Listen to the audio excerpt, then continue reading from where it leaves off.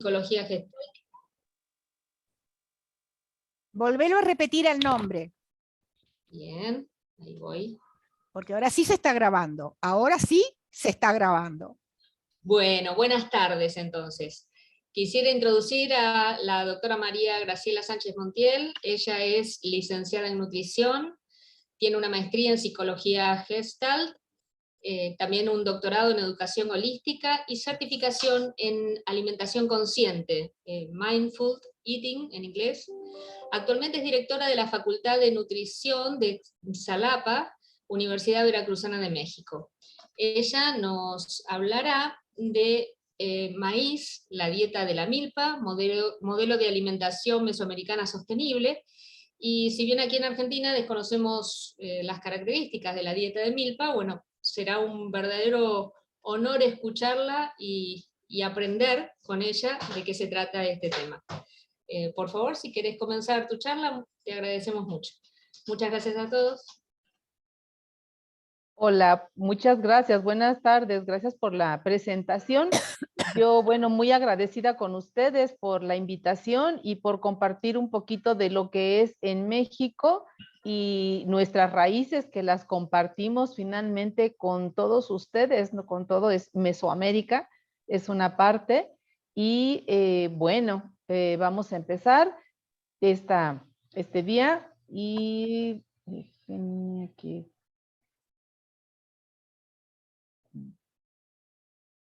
Ahí está. Bueno, para empezar, hago una declaratoria de que no existe conflicto de interés en esta presentación, son ideas propias y de investigaciones. Les voy a presentar investigaciones realizadas de otros autores, precisamente como proponen esta parte de lo que es la dieta de la milpa, que no es otra cosa, nada más que una recuperación de nuestras tradiciones, nuestros saberes y nuestros sabores en México. Los temas que voy a abordar en esta disertación, en primer lugar, bueno, es como definición y saber ponernos todos en contexto, ¿qué son los modelos regionales de alimentación saludable? Pues aquí en México, seguramente en Argentina tienen los propios, y como segundo punto son los alimentos mesoamericanos incluidos y que, bueno, su contribución de México al mundo. Y ya finalmente entramos a lo que es realmente la dieta de la milpa y como una propuesta de modelo de alimentación sostenible. Explicaré qué es la milpa aquí en México y pues vamos a empezar.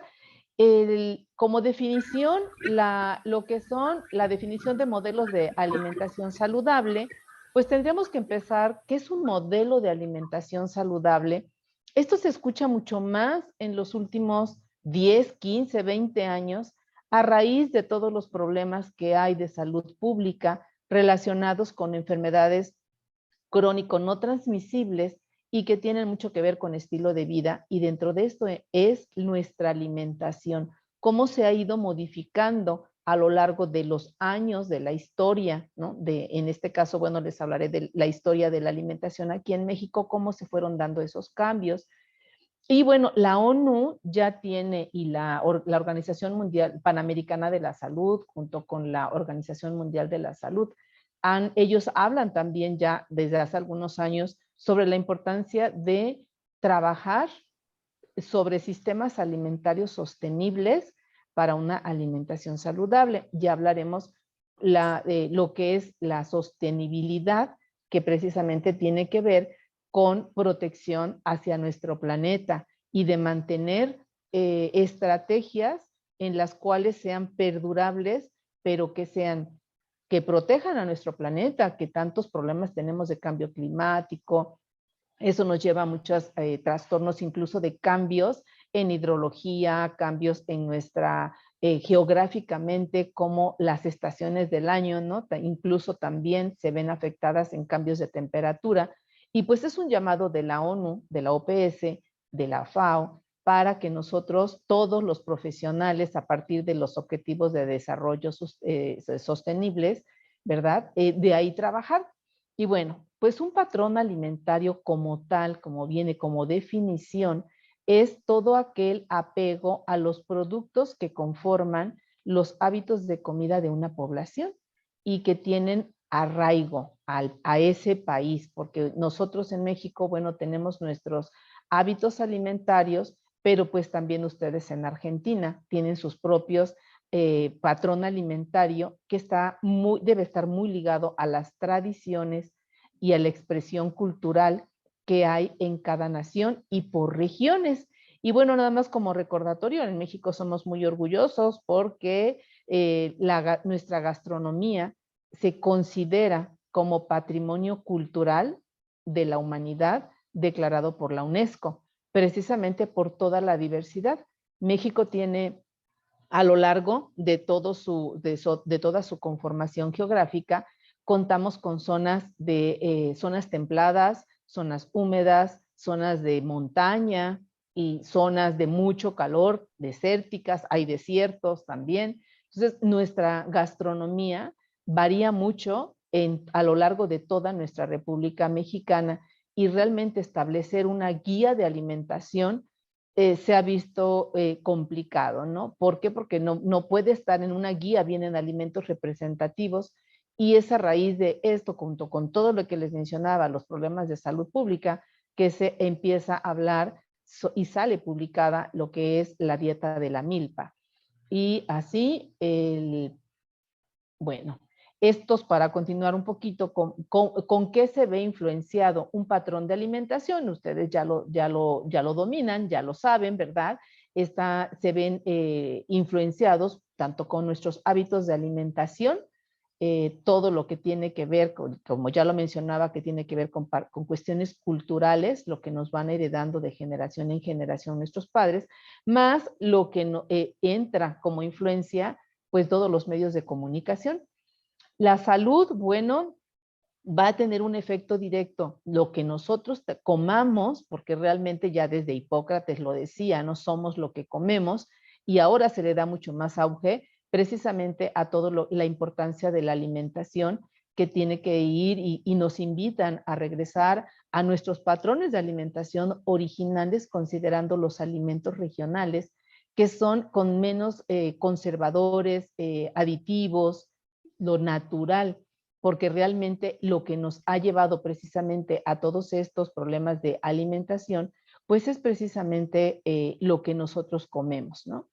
Los recursos, pues bueno, hay que tomar en cuenta los recursos naturales. Estamos como país y creo que como a nivel mundial llamados al cuidado del agua, ¿no? De todo lo que es el cuidado, porque se están acabando nuestros mantos acuíferos. Entonces, eso también tiene que ver con los patrones alimentarios, con la conservación de lo que es una alimentación sostenible, va muy, muy, muy relacionada y muy guiada hacia todo aquel alimento que consuma, que en su proceso no haya un exceso en consumo de agua para favorecer que el agua sea para tomar, para el uso humano y no tanto para la industria, que luego es la industria la que genera un gran consumo de agua en la elaboración, por ejemplo, de refrescos embotellados, que es una cantidad impresionante de que para que se produzca un refresco, ¿verdad? Un refresco, una botella, se pierden una gran cantidad de agua. Y bueno, se tienen que tomar en cuenta los residuos. Ahora se está trabajando mucho y yo veo que ustedes tienen un gran trabajo en Argentina con el uso de los desperdicios de alimentos, qué se hace con ellos, porque eso también tiene mucho que ver con los patrones de alimentación y con sostenibilidad. Y bueno, en el mercado global entran todos los productos que han sido desplazados a través de la industria alimentaria por todo lo que son la gran riqueza que todos tenemos en nuestros alimentos regionales, que se dan precisamente de acuerdo al clima, a la situación de altitud, incluso también, ¿no? Pero todo tiene que ver con la geografía en la cual nos encontramos en cada país. Y la otra, bueno, pues todo lo que estamos a nivel mundial con el gran consumo en nuestras poblaciones de alimentos ultraprocesados con exceso de azúcar, exceso de sal, de grasas saturadas. Y bueno, nosotros en México tenemos el primer lugar a nivel mundial en consumo de refrescos. Es un lugar nada honorífico, ¿verdad? No debería de ser, pero esa es la realidad y también, pues bueno, una de las causas, entre muchas otras cosas, al gran problema de obesidad que hay aquí en México. Y bueno, en cuanto a las etapas de etapas históricas de la alimentación en México, para que ustedes puedan comprender un poquito todo lo que es, que yo creo que ustedes iguales lo saben, ¿no? Cómo fue transformándose esa alimentación aquí en México de acuerdo a la etapa prehispánica, antes de que llegaran los conquistadores de España, ¿no? Que eso es bueno, finalmente hay cosas buenas de esa conquista, pero nuestros antepasados, lo que ellos cultivaban precisamente es el maíz. El maíz es, digamos que el rey de todos, es lo que nos identifica aquí en México y es uno de los alimentos que más tarde hablaré, que es lo que hereda a otros países. El maíz, el chile, el frijol, la calabaza, el aguacate, y bueno, todo era alimentos locales, ¿verdad? Y eso era la base. Llega los colonizadores, llega a España y empieza un mestizaje, se le llama, ¿no? De la alimentación aquí en México, y gracias a todas las especias, sobre todo, y alimentos, el trigo, por ejemplo, aquí no es endémico de México, pero ellos lo traen porque ellos basaban su alimentación en trigo en algunas zonas, y la papa, que la papa es el tubérculo, pero no se daba aquí. Entonces empieza toda esta, lo que se conoce como mestizaje, ¿verdad? A raíz de los alimentos que ellos nos traen, y el pan, por eso pongo, y el trigo, ¿no? Y después viene una etapa que se conoce como la etapa independiente, en la cual se crean platillos típicos regionales y ya se van tomando en cuenta este tipo de, por ejemplo, aquí tenemos en Puebla, yo hablaré una localidad, es típico lo que ahí tienen, ¿no? El mole poblano, mole pues precisamente con influencia de España, pero una creación de chiles, muchos chiles de aquí, de México, porque se utilizan como 4 o 5 variedades de chile, más jitomate, chocolate, que eso sí es de México, el cacao, y especias, ¿no? Que venían de las almendras, ¿no? Es una herencia de España, se empiezan a combinar y sale este platillo, hasta llegar a la modernidad, ¿no? Que es el cambio, se ha visto en aquí en México sobre todo, cómo han cambiado la alimentación, y se han hecho estudios de gente, por ejemplo, de zonas rurales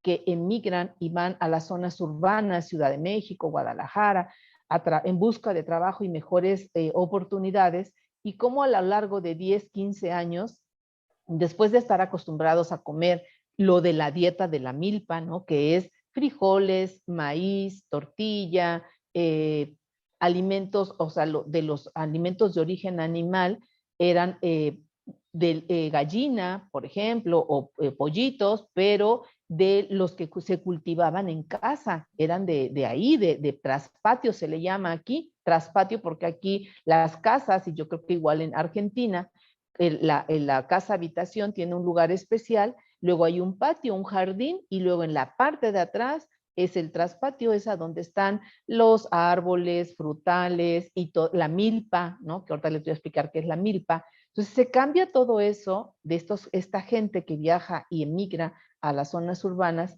a su alimentación ya de lo que hay en esa localidad, porque obviamente ya deja de haber lo que ellos tenían y consumían en sus casas.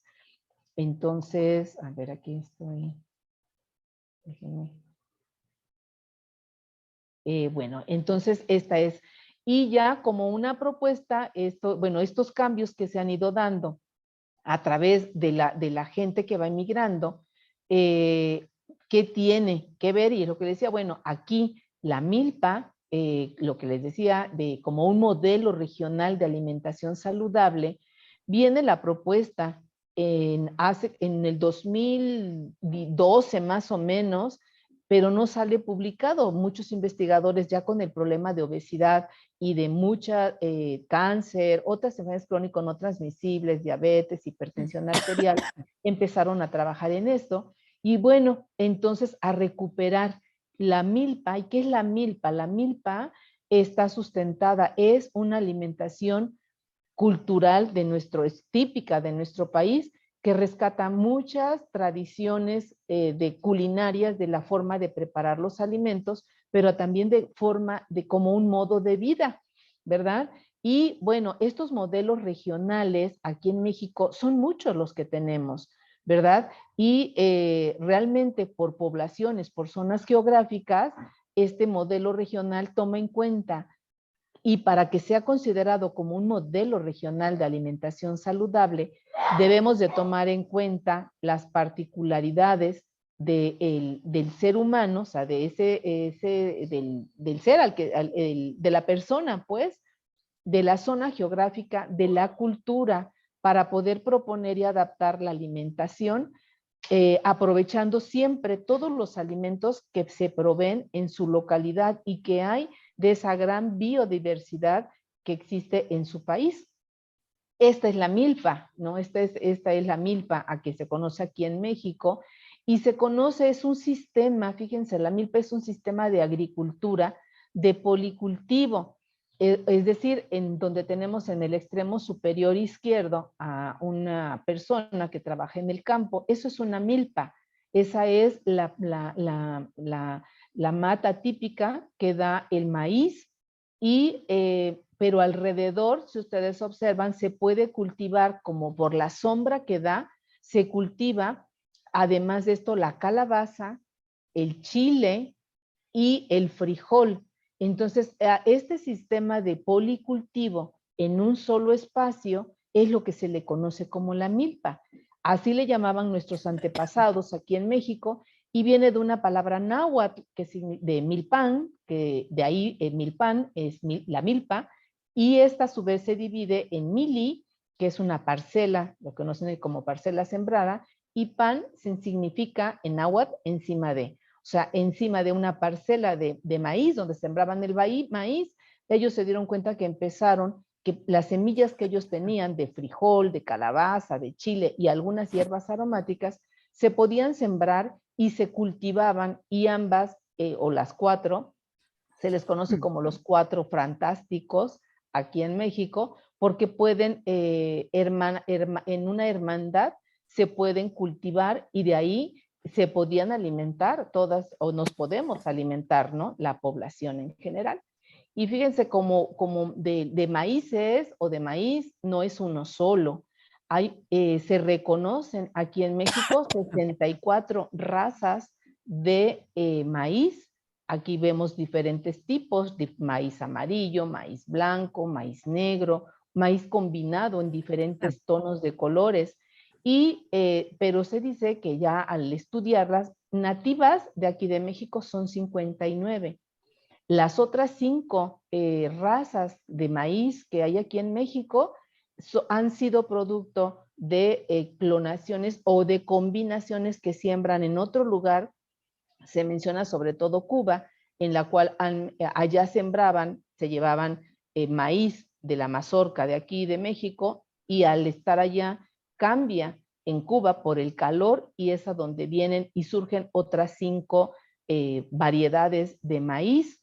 Y bueno, aquí nosotros en México, a lo largo de la historia, se sabía que teníamos mucho problema de desnutrición. Les estoy hablando hace 40, 45 años, se hablaba que en México ese era el gran problema de desnutrición.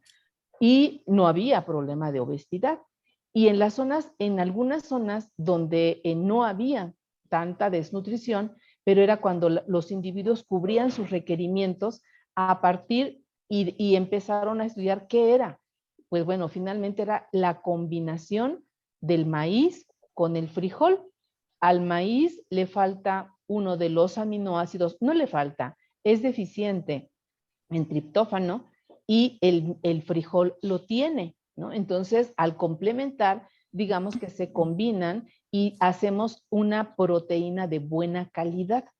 Aquí la cuestión también es, fíjense, el proceso que nosotros conocemos aquí en México de nixtamalización, es el maíz tiene de forma natural, tiene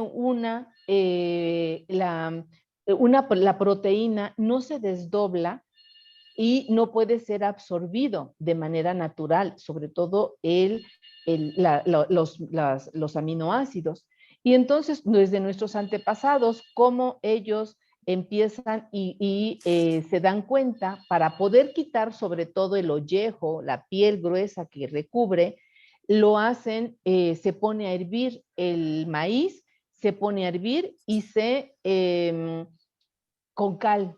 Entonces, al hacer esa cal, la cal común que uno utiliza en casa, esa cal y esta se pone a hervir, la cal reblandece y hace además que las proteínas sean biodisponibles y es que es un alimento, digamos que completo, y sobre todo cuando se combina el maíz con una leguminosa, ¿no? Para que se haga una proteína de buena calidad.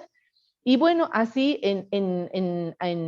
está descrito que en algunas localidades hace mucho tiempo, y bueno, todavía existe la pelagra, pero precisamente es porque por la no correcta utilización del maíz para que sea biodisponible esta proteína, ¿no? Que además ya es fíjense, la nixtamalización, lo que provee el maíz por sí solo no tiene calcio, pero al procesarse con la nixtamalización, el calcio de la cal pasa y digamos que nuestras tortillas y todo lo que se elabore con maíz nixtamalizado es de una gran cantidad y una gran fuente de calcio.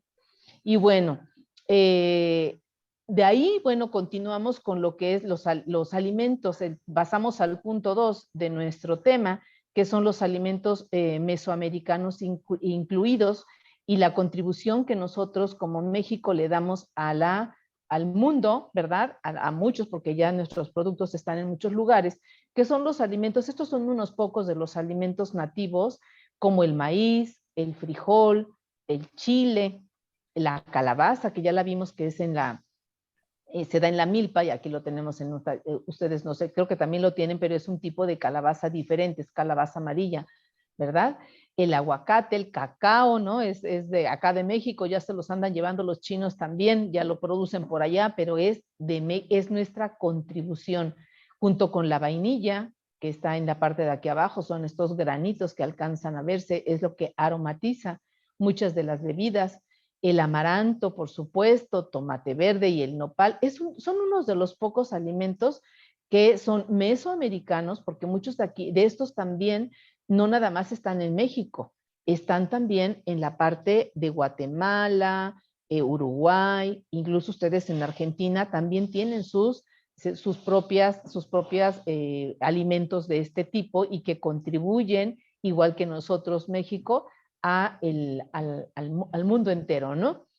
Y bueno, aquí México, aquí lo resalto, es las plantas cultivadas en México y que se sabe que son nativas, son las calabazas, aquí básicamente la gran variedad que tenemos de maíz, es un poquito como para que ustedes vean que bueno, en otros lugares también ya hay este tipo de alimentos, pero es nuestra contribución. México ha contribuido con ello al mundo con este tipo de alimentos. Y aquí en la parte de abajo vemos unos tipos de otros tipos de maíz, ¿no? Que son de diferente grano, diferente color. Es de las 64 variedades que le decía que nosotros contamos aquí en México y que de tal forma que tenemos tortillas de maíz blancas, amarillas, azules, oscuras, por el color, ¿no? Que tienen esta. Y bueno, y también dependiendo del color, ustedes saben que son los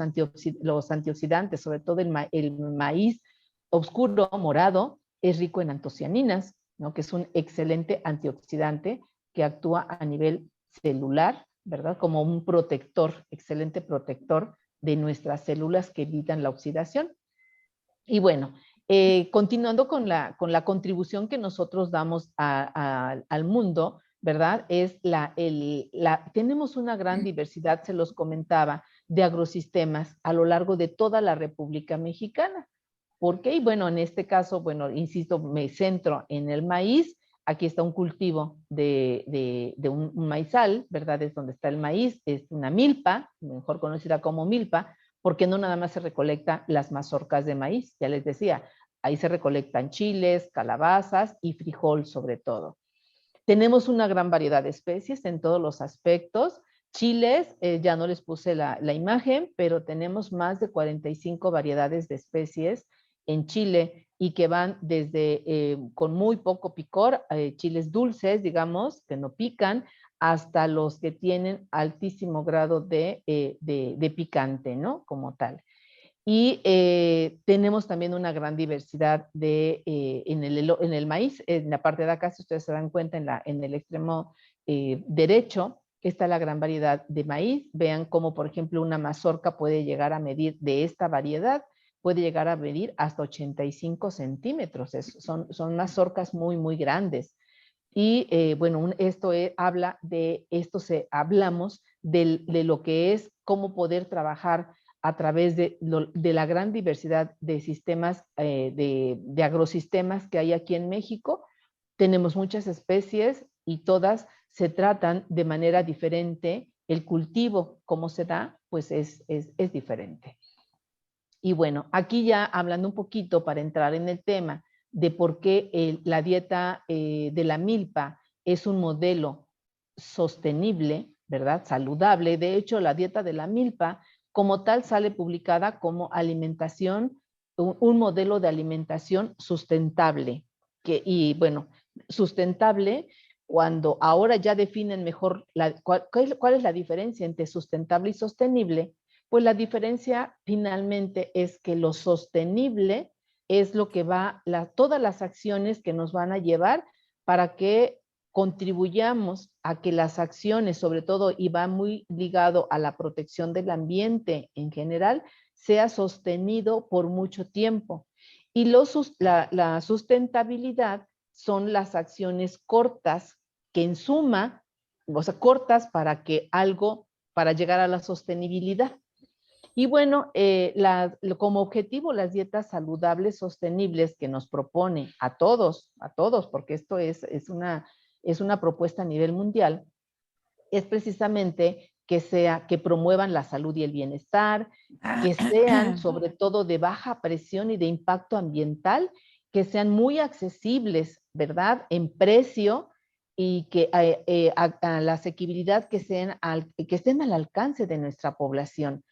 Obvio, aquí tenemos que ver con la regionalización de las poblaciones, ¿no? Entonces, hay zonas en las cuales no se consumen unos alimentos y por lo tanto nosotros podemos ver que son más caros, pero porque los traen el traslado y que eso también no es sostenible, porque el traslado aquí yo les hablo de Jalapa, estamos prácticamente al sureste de la República Mexicana, acá no se dan las cerezas. Hace 2 meses hubo cerezas, pero son muy caras, porque las cerezas se cultivan al norte de la República Mexicana.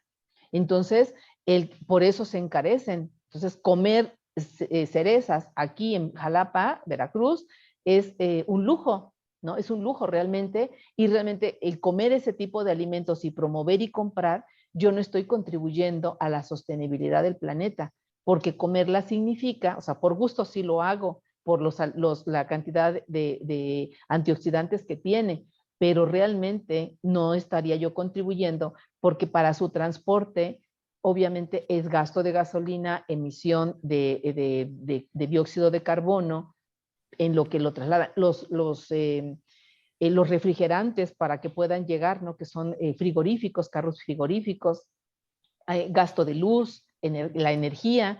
Entonces, bueno, esta parte es, por eso nos invitan, y la dieta de la milpa, lo vamos a ver, promueve el uso de alimentos regionales, donde ayudemos al productor, ¿verdad? Que no haya esa cadena alimentaria en la cual se van encareciendo los alimentos, y usemos los alimentos de ahí para contribuir, y por eso la dieta de la milpa se considera que es sostenible.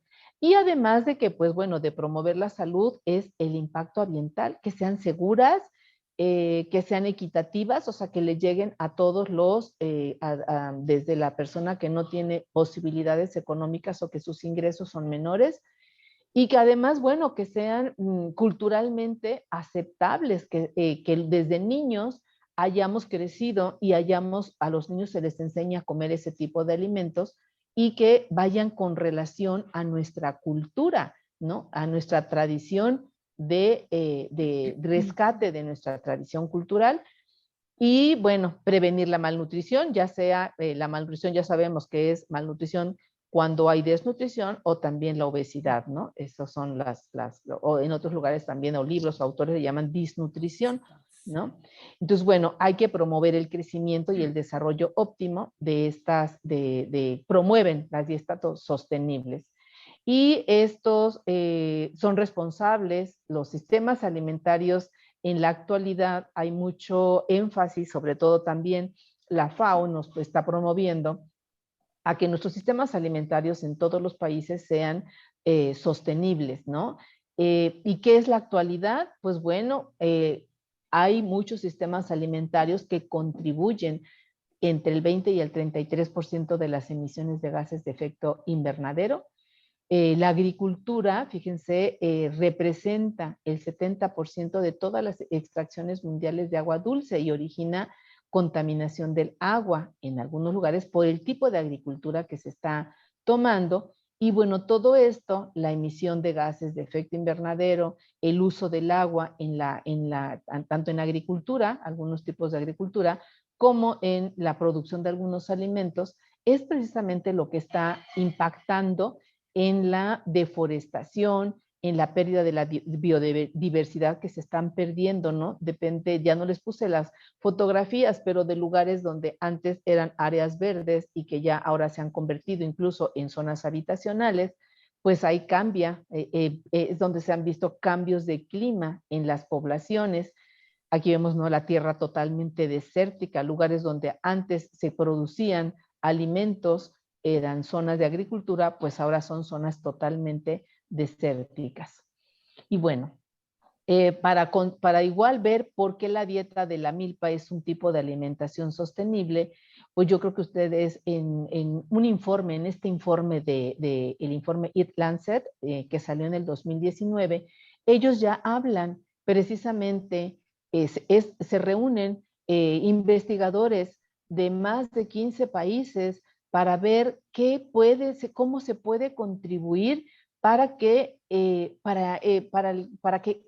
cambio, evitar este cambio que se está dando en la biodiversidad a nivel mundial. Por esto, la producción de gases de efecto invernadero, por las contaminaciones, por el uso del agua irracional.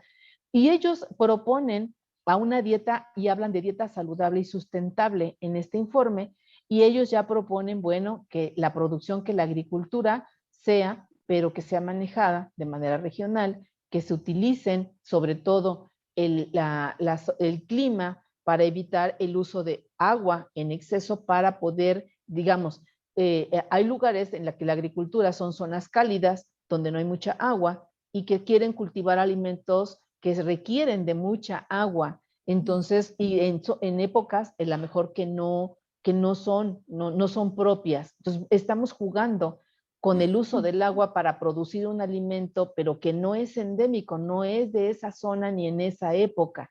Eso es lo que uno de los objetivos de este informe, y ellos hacen una propuesta de porciones de alimentos en los cuales distinguen y separan los alimentos de origen vegetal.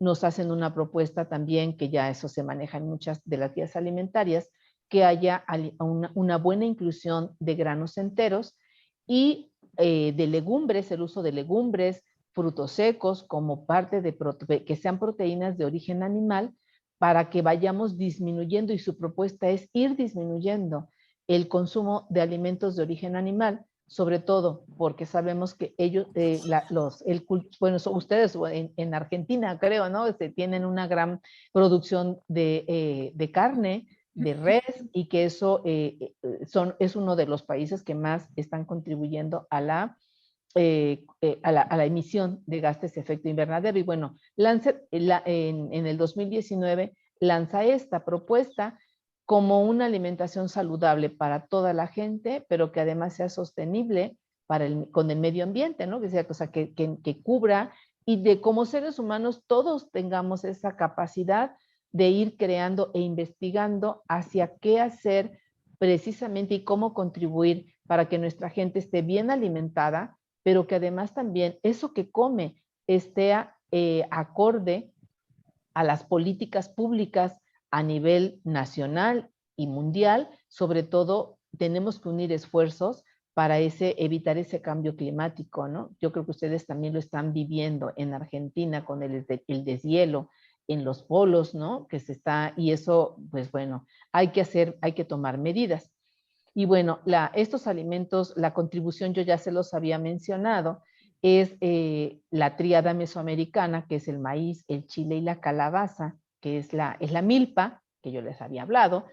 Y aquí, fíjense, nos promueven como los huertos de los traspatios, los huertos de la naturaleza, pero por ejemplo, aquí en México, la siembra de la milpa se da por época y se acostumbra en la época de la lluvia, o sea, se empieza a sembrar la semilla de la milpa, del maíz, en la época previa a la época de las lluvias, para que en la misma agua natural de las zonas y sea propicia para evitar traer y acarrear agua de otros lugares, y sea la propia naturaleza la que provea de esa riqueza, y la milpa se pueda dar de manera natural. Y les decía, y no nada más la milpa, es de los cultivos. Si ustedes ven cultivo de arroz, solamente se cultiva arroz. Cultivo de otros alimentos, jitomate, solamente es jitomate.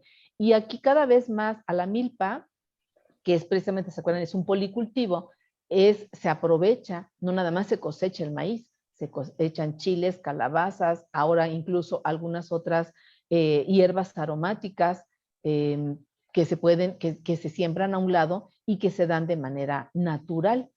Entonces, esta parte aquí es nuevamente la combinación que para México, en muchas de las poblaciones de más escasos recursos, les ha dado resultado, pues es precisamente esta combinación de cereales con el maíz, sobre todo del maíz, con legumbres como el frijol, el haba, el garbanzo, la lenteja. Bueno, el garbanzo es una contribución de Europa para todo el mundo, ¿verdad? El garbanzo no es de aquí de México, pero es una leguminosa, es una legumbre que al combinarse con todos los aminoácidos esenciales que tiene el maíz, hacen una proteína de muy buena calidad. Y bueno, ahora sí vamos a entrar ya de lleno con la dieta de la milpa, como un modelo de alimentación sostenible. Ya creo que la parte de la sostenibilidad, espero que haya quedado claro, porque se utiliza por zonas geográficas la época en la cual se utiliza la lluvia, ¿verdad? La época de lluvia, para que la milpa se florezca. Florezca, se dé, crezca sin ningún problema. Y el frijol en la parte de abajo, que es húmedo, pero como la milpa le da toda esa, aunque haya sol, le da toda esa característica de humedad. Y otra cosa, fíjense, ya no les puse la bibliografía pero ya se habla, y aquí en México se ha estudiado mucho el frijol, y el frijol está también catalogado como un alimento sostenible, porque todas sus hojas contribuyen a la producción de nitrógeno, ¿verdad? Y esto disminuye el efecto de gases y efecto invernadero. Entonces, por eso también se considera al frijol, ¿verdad?, como un alimento también sostenible.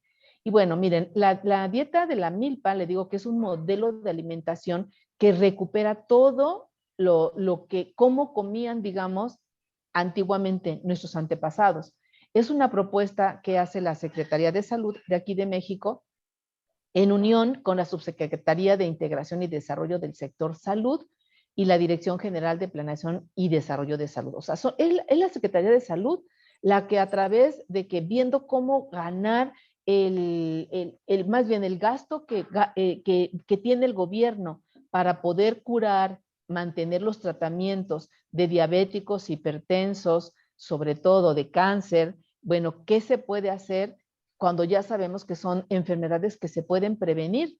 Porque están condicionadas en muchos casos. Sabemos que hay cuestiones genéticas, pero en la mayor parte de los casos está condicionada por estilo de vida, sobre todo por obesidad, y ya sabemos que la obesidad es el tejido adiposo, ¿no? Realmente lo que ahí se secretan catecolaminas y que hacen y que haya un fallo, digamos, en el funcionamiento normal celular y de la replicación de las células. Entonces, bueno, ante esto ellos dicen, hacen una convocatoria de investigadores de investigadores principales aquí en México para que hagan una propuesta de alimentación, porque ya están convencidos de que la alimentación es la base principal para como prevención, ¿no?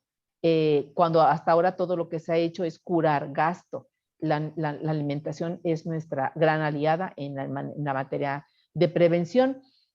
Y ahí donde se trabaja es en la Ciudad de México, y reunidos todos estos investigadores, lanzan, estudian y ven y recuperan a través del centro aquí en México, Centro Nacional de Programas Preventivos y Control de Enfermedades en la Ciudad de México, el 20 de mayo del 2020, es que ellos publican el trabajo de casi 8 o 10 años atrás que traían para proponer a la dieta de la milpa, ¿no? Como un modelo de alimentación sostenible.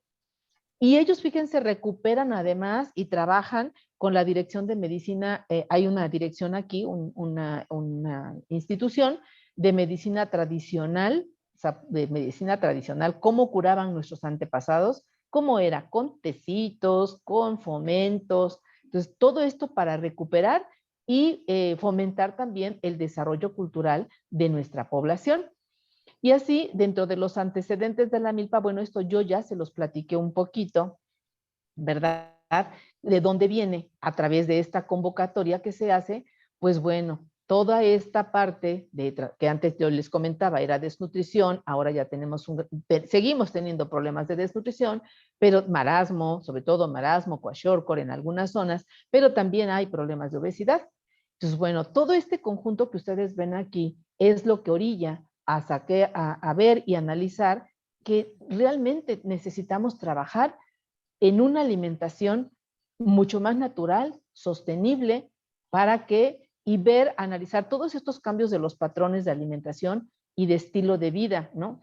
Ahorita con COVID, con la pandemia, pues ya hay resultados, que es una encuesta que se hizo el año pasado, a mitad prácticamente de la pandemia, en la cual los casos de obesidad aumentaron tremendo, ¿no? O sea, en lugar de disminuir, el sedentarismo aumentó, obviamente, porque pues estamos aquí como ahora que nos abrieron muchas posibilidades, ¿verdad?, para el trabajo, pero también somos activos, somos sedentarios inactivos, y eso ha favorecido cambios en la composición corporal, en la obesidad. Entonces, bueno, estos son los antecedentes.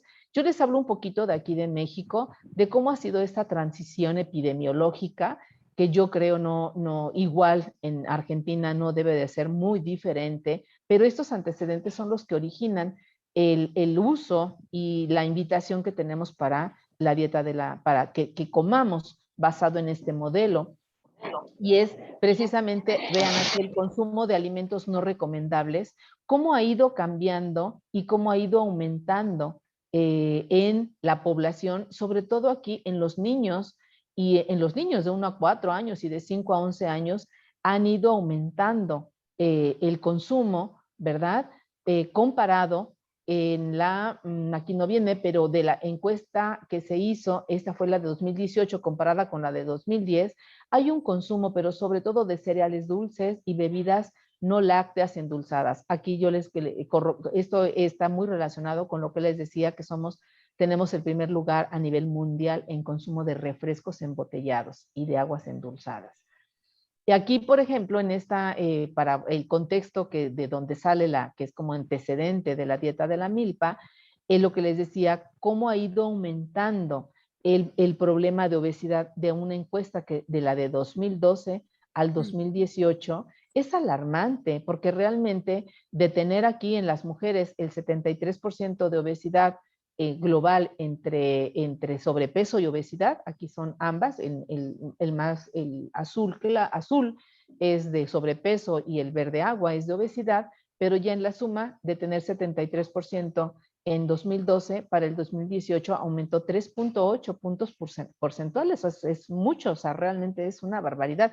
Y si yo les menciono ahorita lo que salió en los puntos de corte que hubo en el 21, la encuesta de salud y nutrición del 21, bueno, aumentó de 76.8, ahorita está en 82, 83, o sea, aumentó otros 3 puntos porcentuales, pero en 4 años es muchísimo, ¿no? Entonces, igual en los hombres, ¿no? De 69.4, pues prácticamente también aumenta 3 puntos porcentuales, que es demasiado.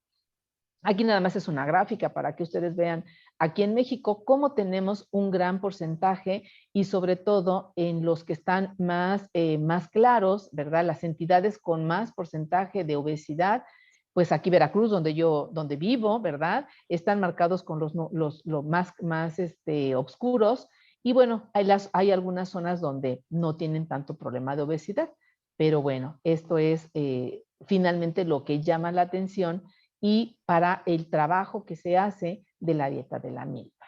Y miren, la dieta de la milpa la verdad es una maravilla porque se le conoce como una alimentación evocativa. A mí no me da tiempo en este momento de presentarles un video, pero hay un video hecho aquí en México, pero con un migrante a Estados Unidos y en el cual él de repente le llegan. Y esto es a nosotros, ¿no? Cómo nos llega el olor y qué es lo que nos invitan a trabajar. De repente pasamos por una casa y nos llega un olor y dice, ay, eso huele a la sopa que hacía mi abuelita, ¿no? Ah, eso huele a la comida que mi mamá me hacía, ¿no? Y yo ya estoy en otro lugar. Entonces, ese es el objetivo de la dieta de la milpa, que sea una alimentación evocativa para precisamente regresar y dejarnos de comer todos esos alimentos que nos vende la industria alimentaria, o hacer un equilibrio, ¿no? Un 80% de alimentación saludable y a lo mejor dejar un 20%, un 25% de alimentación a base de alimentos ultraprocesados. O sea, es una invitación a regresar a recuperar, fíjense, los saberes y sabores.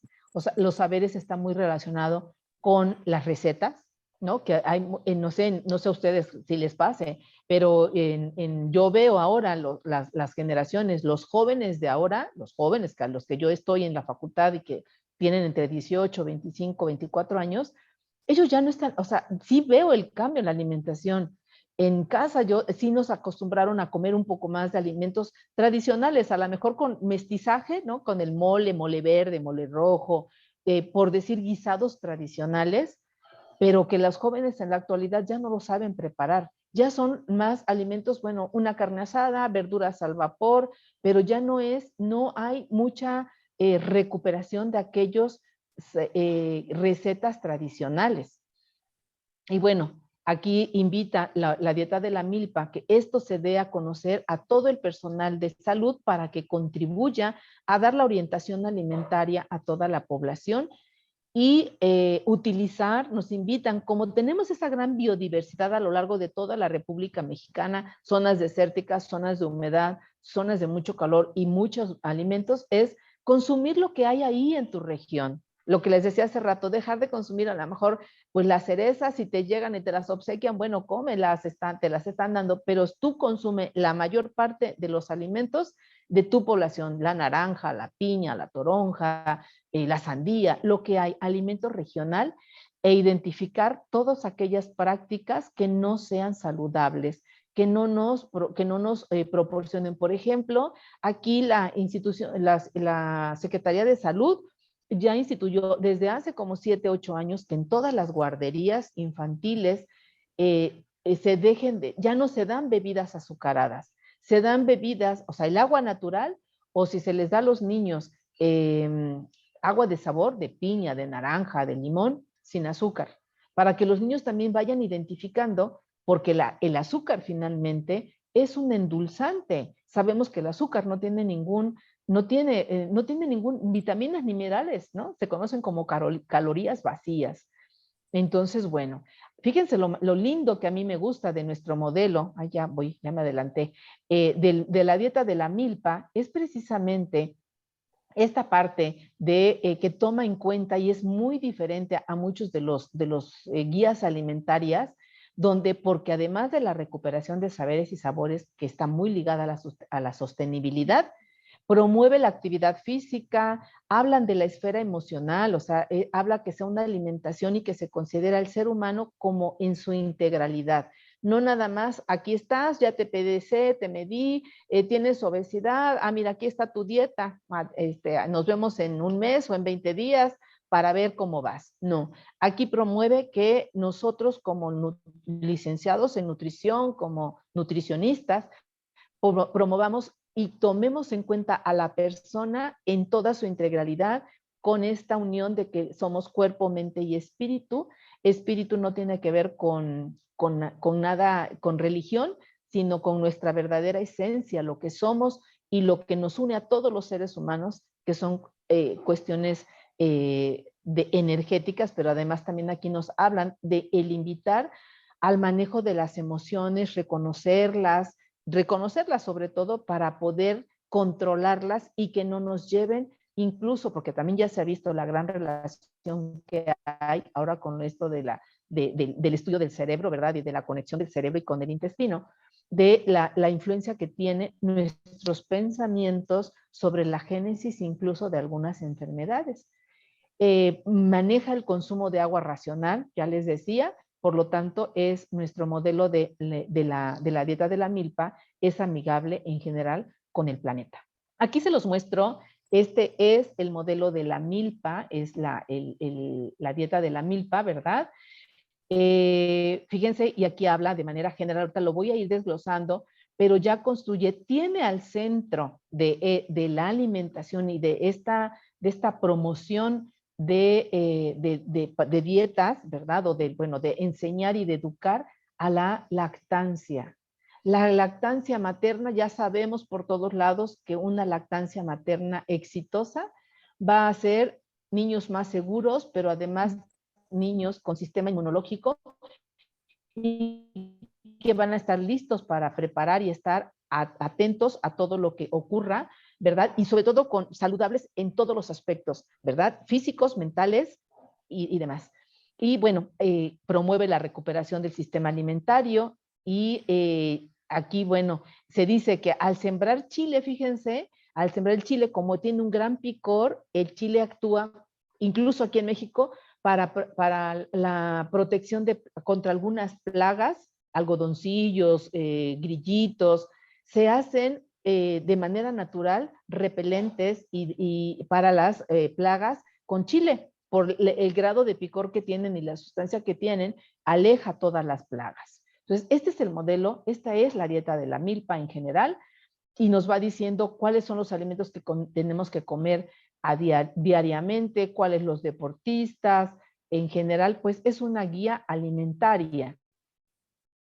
Y esta es una alimentación, la dieta de la milpa, esta es la alimentación gráfica, pero además lo maravilloso, tenemos otra guía de alimentaria que es el plato del bien comer, que yo creo que va a tender, está en revisión y tiene que regresar ahora, pues es esta dieta de la milpa, esta promoción finalmente de como un cultivo, ¿verdad? Como un comer nuestros alimentos regionales, culturales, los que comían, yo siempre digo, nuestras abuelitas. Entonces, aquí incluye ya el agua, el ejercicio físico y se toma en cuenta también incluso la diversidad, ¿no? Diversidad en todos los sentidos. Aquí un poquito, bueno, habla de los endulzantes originarios. En lugar del azúcar y de las bebidas azucaradas, promueve todo lo que son los endulzantes como aquí, miel de maguey, la miel de abeja, hay una variedad de miel que se llama melipona o el piloncillo, pero porque el piloncillo es previo, no tiene tanta industrialización como el azúcar natural. Entonces sí promueve, o sea, no es tanto no comas azúcar, pero si quieres endulzar, endulza con alimentos naturales y nos promueve que se eliminen todos los artificiales, los refrescos, todo lo de panadería Y en cuanto a productos de origen animal, fíjense aquí lo que les decía, todos los alimentos de traspatio. ¿Y qué quiere decir? Son los orgánicos que nos venden ahora, que nosotros en casa podamos tener en un traspatio, si es que lo hay, ¿verdad? Aves, ¿no? Aves, si vamos a consumir pescado, pues que sean de cultivados, ¿verdad? O de manera natural, los que están en los ríos, en los mares, que no tengan tantos alimentos, que ahora son alimentos que están cargados de hormonas, sobre todo. Los tubérculos como el camote, la yuca, aquí hay la raíz, se come la raíz del chayote, se llama chayotescle, ¿verdad? O chinchayote, es la raíz de los chayotes, no es una verdura, no sé cómo le llaman en Argentina, pero esto se promueve, es un tubérculo que se coma de 2 a 4 veces por semana, pero dependiendo de qué tanta actividad física nosotros hagamos. En cuanto al consumo de leguminosas o legumbres, pues diariamente que las comamos demasiado, el consumo de huevos de pescado, aquí es lo que les decía, preferir los de granja, la pesca artesanal o de los ríos locales, ¿verdad? O del mar de la localidad, buscando siempre que no sean de mantos contaminados. Aquí, bueno, está todo lo que son el consumo de verduras y frutas, hortalizas, ¿verdad? Y esta es la imagen, insisto, como para orientar a nuestra alimentación. Aquí en México, en el artículo 4 constitucional, se dice que el gobierno tiene obligación de proveer a su población una alimentación nutritiva suficiente y de calidad. Entonces, y de calidad, y ahí se habla entonces de lo regreso nuevamente a todo lo regional que se debe de comer. Fíjense, aquí de los aceites, usar los aceites cardioprotectores, ¿verdad? Nosotros tenemos aquí, pues, el aguacate que es rico en ácidos grasos omega 3. Ese es prácticamente que es la invitación. Tenemos en algunas zonas del sureste una hoja que es esta, que es la chaya, que es rica en calcio. Entonces, bueno, de los cereales, pues bueno, promueven nuestra tortilla, pero que sea la nixtamalizada, porque fíjense que ahora hay bueno, como todo, hay harina de maíz, pero que la someten a un proceso que le quitan toda la fibra, que la ponen blanca, y entonces ya no es nixtamalizada, ya no provee, ya no es biodisponible esas proteínas, esos aminoácidos ya no son tan biodisponibles. Entonces, la dieta de la milpa invita a recuperar esa parte de los alimentos. Y bueno, dentro de esta biodiversidad, la dieta de la milpa, pues nos promueve que de todos estos alimentos, camote,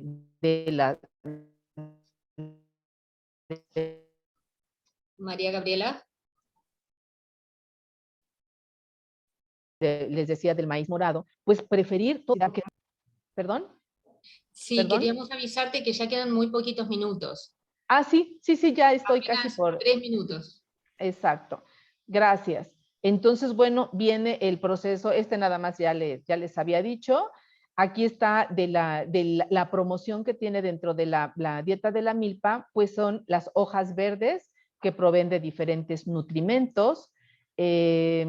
Aquí nuevamente, bueno, es como un repasito. La dieta de la milpa nos habla de los métodos de cocción para conservar todos los nutrimentos, que se haga énfasis además en esa parte, evitar todo lo que son la sobrecocción de los alimentos.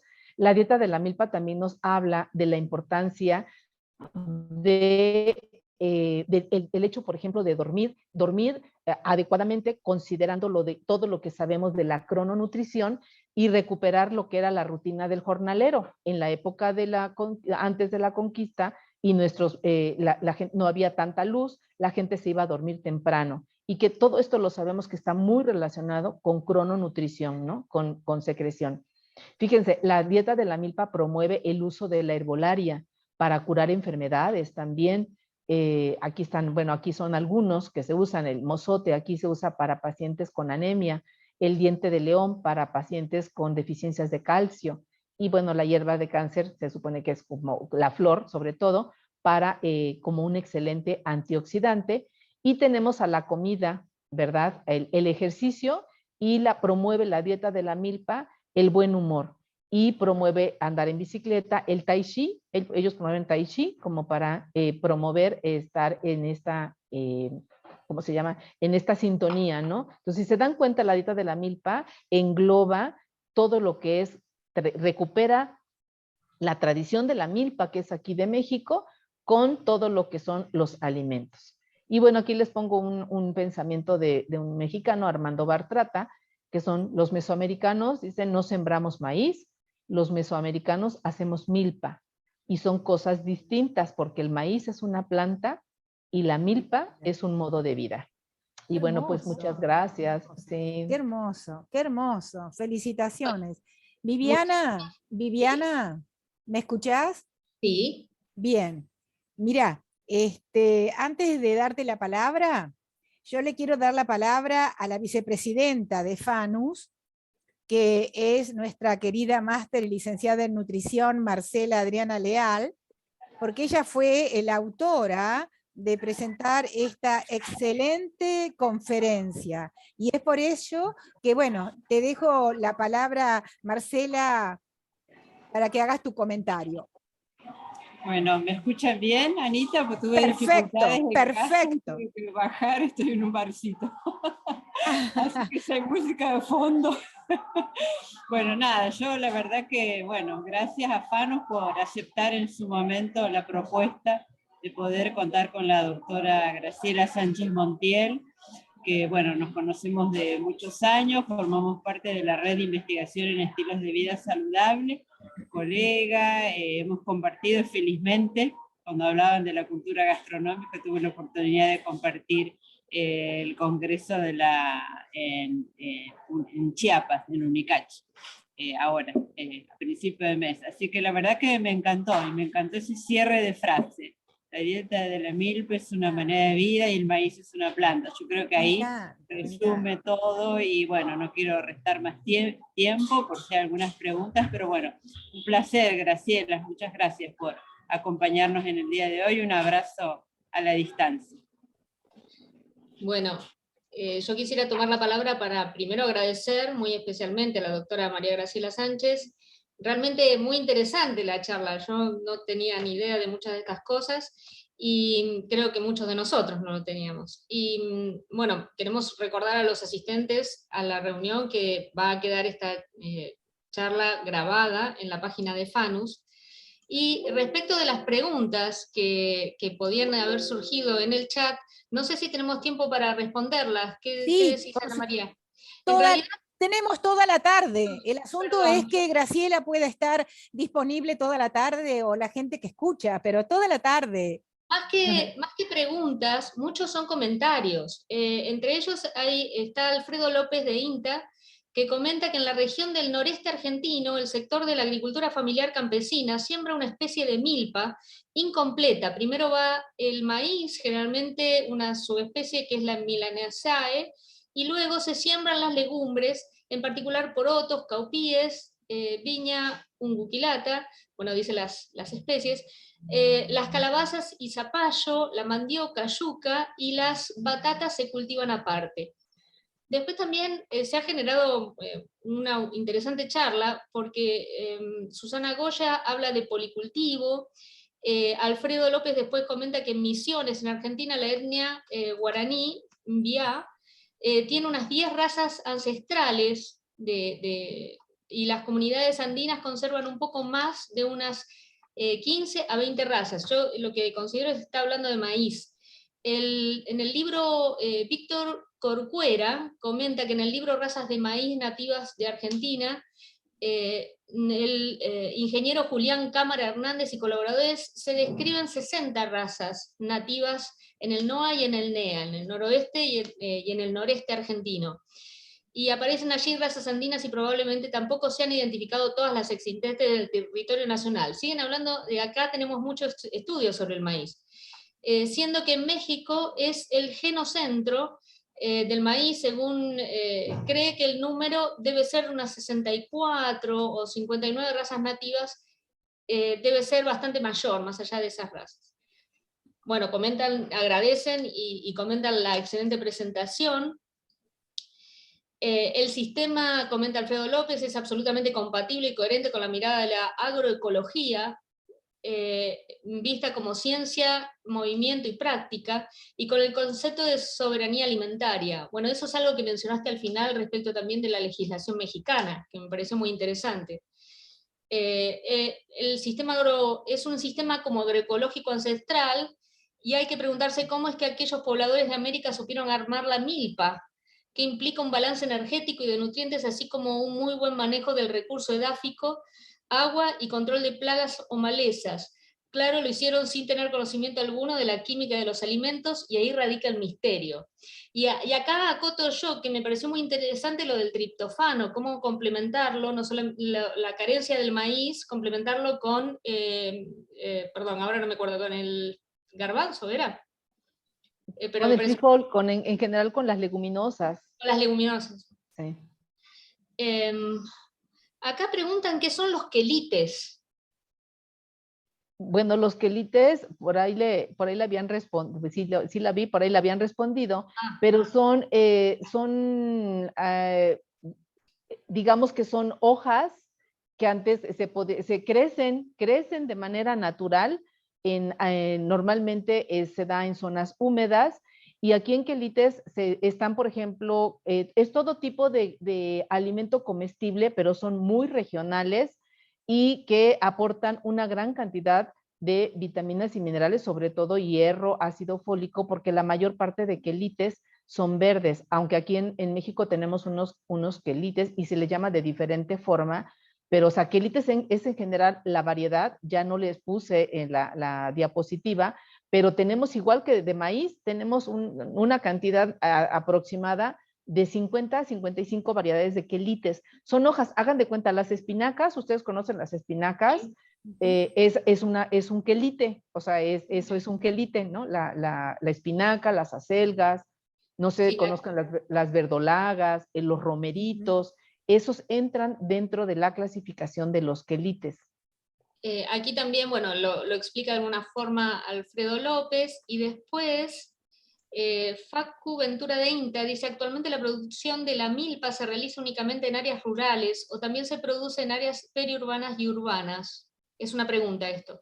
Ah, sí, no, aquí en México se utiliza no nada más en las rurales, al contrario, ya ahora está alcanzando a las zonas incluso, bueno, urbanas, pero obviamente aquí en Jalapa, por ejemplo, hay lugares cercanos que se cultiva, y uno va en camino hacia a ciertas localidades, y lo que uno ve alrededor, aquí en Jalapa hay mucho café, pero a otras zonas viaja uno y en la carretera uno ve milpa, o sea, lo que uno ve es la milpa ahí sembrado, muy lindo, la verdad. También acá preguntan cómo sería la implementación de la milpa en una zona que no sea naturalmente húmeda. ¿Cuál sería el costo? ¿Si hay energía suficiente para extraer agua y acarrearla? Es ahí donde ya no se volvería, la milpa ya no sería sostenible, ¿no? Precisamente porque acá se utiliza el recurso, la tierra propicia, y se siembra en la época del año muy para preparar que sea la lluvia la que, y sin necesidad de acarrear, porque el costo va a ser seguramente, e incluso me parece, por ejemplo, los chinos, ¿no? Que ya están sembrando también maíz, tienen milpa, ellos ya hacen de todo, pero pues sí les sale mucho más caro porque tienen sistema de riego, acarrean agua, pero entonces ya no es un alimento, o sea, insisto, ¿no? Ya no es un alimento sostenible, ya no es un modelo sostenible, se eleva mucho el costo. Comprendo. Bueno, después hay una chorrera de agradecimientos, de felicitaciones, de que es muy interesante. Realmente creo que has impactado a mucha gente, y mucha gente que han dejado, ahí veo un par de investigadores que dejaron los mails por si después tal vez se quieren comunicar en otro momento contigo. Y por acá dicen, bueno, muy inspiradora para realizar este trabajo sobre regionalización de la alimentación en Argentina. Digamos, esto ha disparado muchas otras propuestas. Y acá hay una pregunta más. A ver, dice: mi pregunta es de Andrés Zorrilla. Mi pregunta se refiere al manejo agronómico de la milpa, Nosotros en la huerta de FAUBA, es la facultad de la Universidad de Buenos Aires, Facultad de Agricultura, de Agronomía de la Universidad de Buenos Aires, la hemos llevado a cabo. Lo que encuentro es que es un procedimiento que requiere una gran cantidad de mano de obra para su manejo, por ser las especies integrantes muy diversas, con distinto manejo, época y técnicas de recolección. Eso requiere una gran cantidad de mano de obra, y que a fines de que los alimentos producidos sean baratos, debería ser muy barata también. ¿Cómo encara su proyecto esta problemática? Pues yo creo que aquí, la verdad, yo creo que como es originaria realmente de aquí, es a donde ha salido, no es tan caro, ¿eh? O sea, para los productores, está la tierra propicia, ¿no? Para sembrar. Los campesinos tienen, porque realmente son los campesinos, los agricultores, tienen todo, y en México les ha dado un gran apoyo proveyendo pues les provee de las semillas propias y los insumos necesarios que tengan, pero realmente la milpa no necesita gran cosa, o sea, no está, que yo sepa, aquí en México no es problema, al contrario, digamos que los costos se reditúan de inmediato al hacer la venta. Aquí el gran problema, por eso es que se promueve también la dieta de la milpa, comprarle a los productores, porque pasa como en todos los países, ¿no? Que el productor es el que menos beneficios tiene, porque su producto lo vende, digamos que saca nada más lo que invirtió, más un poco más, pero luego llegan los compradores y que ya cuando nos llega a nosotros, si costó 15, por ejemplo, pues ya nos llega a 30, el doble, y el que gana es el intermediario. Pero no, con respecto a lo que mencionan, no, aquí en México no, el costo no es tan alto y hay un apoyo del gobierno a todos los productores. Bueno, de nuevo, muchísimas gracias, y bueno, bien. Vamos a dar por terminada Excelente, la hermosa conferencia. Agradezco muchísimo. Bien, le decimos muchas gracias, María Graciela. Muy hermosa la conferencia. Muchísimas gracias, y gracias a todos los oyentes, ¿no? Así que si Dios quiere, nos veremos en la próxima conferencia de FANUS. Que tengan buenas tardes. Adiós. Gracias, buenas tardes. Por ahí les dejé mi correo electrónico, Sí, por si alguien quiere contactarme, con Así es. muchísimo gusto. Yo estoy dispuesta a platicar, a conversar y a tener incluso intercambio por ahí que podamos hacer con muchísimo gusto. Excelente. Gracias. Muchas gracias. Muchas gracias. Adiós. Gracias.